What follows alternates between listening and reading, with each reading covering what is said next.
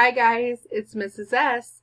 I wanted to go ahead and share our News to You article for this week. We're going to do a special holiday edition from a holiday we just had this last week called April Fool's Day, which was on April 1st. A special joke with cookies and toothpaste. Look at this picture right here. They put toothpaste in the middle of cookies and made them look like Oreos. Yuck! That would be so gross to bite into. April Fool's Day is celebrated each year on April 1st. It is a special day to play fun jokes. Some April Fool's Day jokes make people laugh, while other jokes surprise people. People playing the jokes say, "April Fools!" One popular April Fool's Day joke is a hoax. A hoax is a story that seems real, but is not.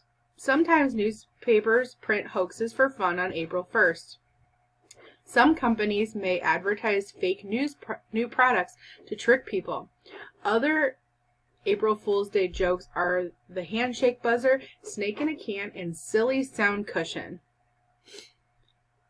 Now I want you guys to open up the article and I want you to practice reading. I love you and I miss you all. Let me know if you guys have any questions about anything or if I can help you with things in your regular classes. Bye.